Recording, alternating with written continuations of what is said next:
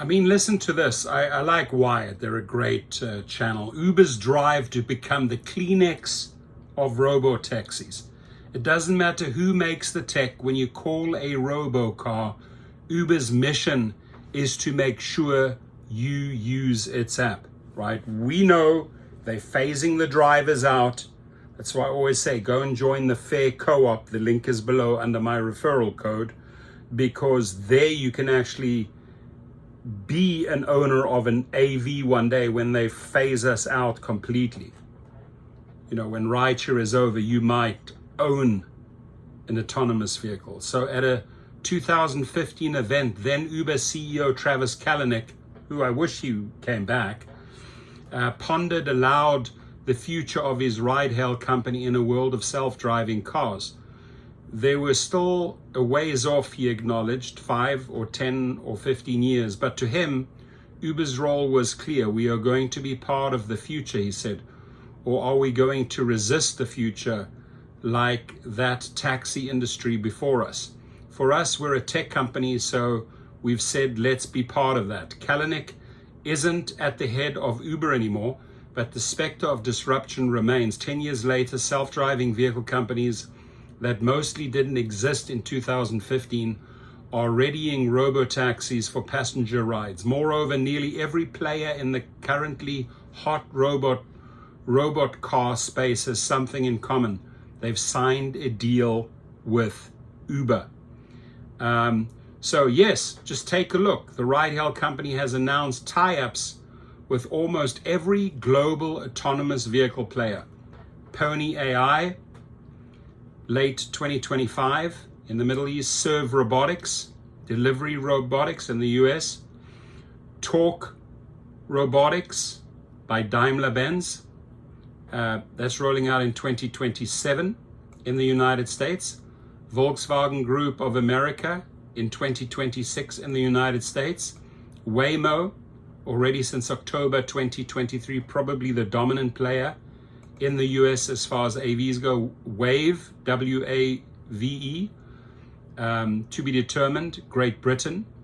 They're talking 2026 approximately. We Ride, December 2024, outside the United States plus China. It's the classic throwing spaghetti on the self-driving cars to see what sticks strategy. Uber's interest in self-driving makes a ton of sense. The business estimates it spends $2 per mile to have a pesky human behind the wheel. All those pesky humans, that's us, the drivers. Thank you for talking about us like that. That's how Dara Khosrowshahi talks, by the way. And Dara Khosrowshahi, Kalanick's replacement, said in a recent interview that Uber pays drivers a global average of 80% of riders' fares. Here, buddy, right? Stick that up, 80 up your crack hole. That's how much drugs you must be doing, because an average of 80% of the riders' fares, I don't think so. What he's basically saying is we only get 20%. That's BS, and he knows it.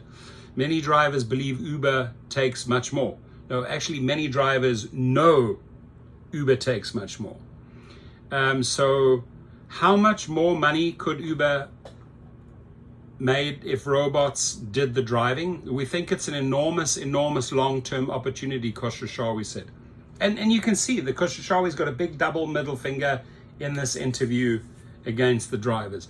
This year alone, Uber has announced tie-ups with China's Baidu, Pony AI, and Momenta, Volkswagen, the Michigan-based developer May Mobility, and this month the Bay Area self-driving vehicle company Nuro and Arizona EV manufacturer Lucid, who together say they'll launch 20,000 robotaxis over the next 6 years, starting in the United States next year.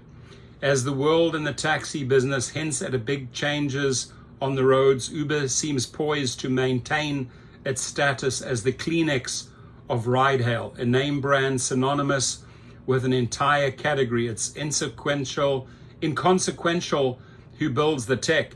When you call a robocar, Uber wants you to use its app. To them, it doesn't really matter who ultimately succeeds, says Sam, who writes about the self-driving vehicle industry and is the vice president of marketing at Telemetry, a Michigan research firm. If you got a car that works and can drive safely, you're welcome to come onto Uber and provide rides. Still, it's too early to say whether the Kleenex gambit will work. Plenty has changed since 2015. Kalanick is no longer at Uber. Deposed by a hostile board in 2017, the company marked a grim milestone in 2018 when one of its own testing self-driving vehicles struck and killed a woman. The incident, for which federal investigators later found the ride-hail giant partially responsible, led to a suspension and then reorganization of Uber's self-driving development effort.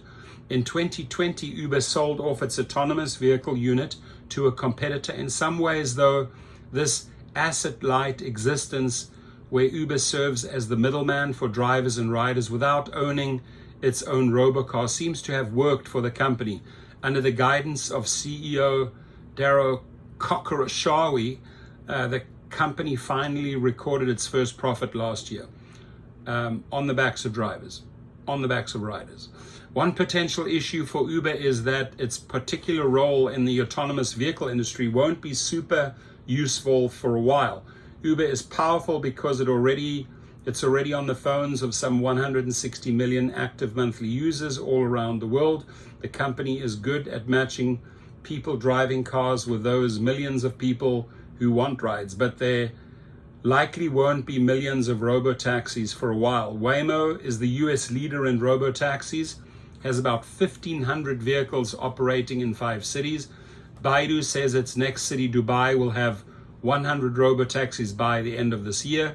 This is a marketplace that for quite some time will be supply constrained, not demand constrained, says Len Sherman, a professor at Columbia Business School. And by the way, Len Sherman is one of our best fighters and friends for drivers. He really is. He keeps on exposing those crackheads at Uber and Lyft, who has written about Uber's self-driving car developers want access to Uber's network, but because there simply aren't that many self-driving cars, the company is less useful in the near term.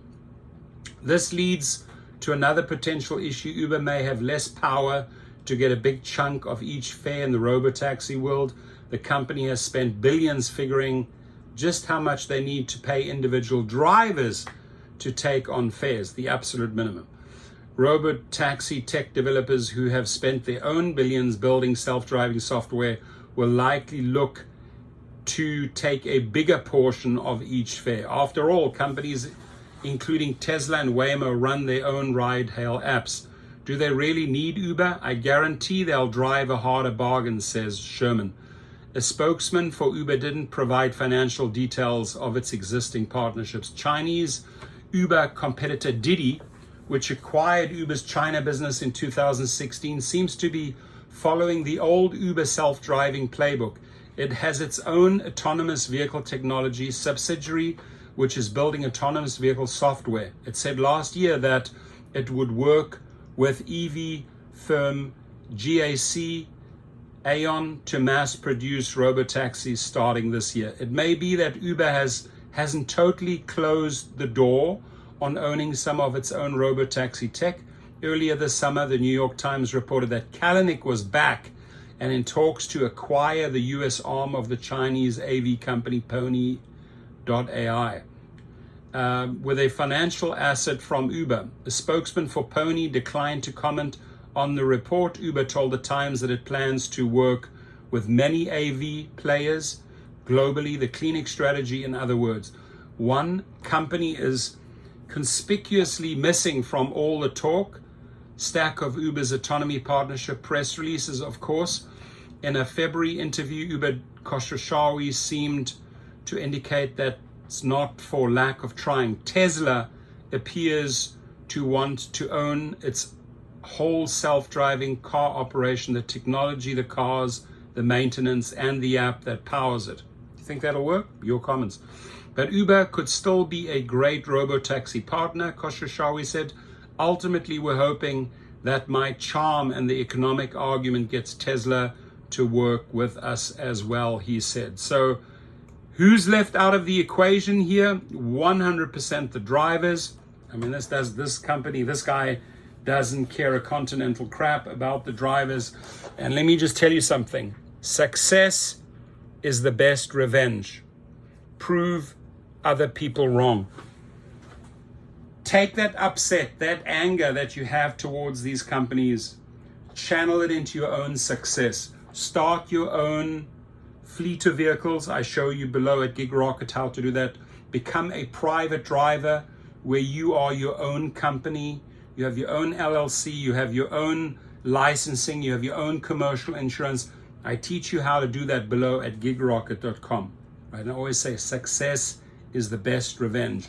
Break loose from those Uber and Lyft chains. They clearly don't want us drivers, because they're forming all these relationships. They want to be the Kleenex of ROBOTAXIs.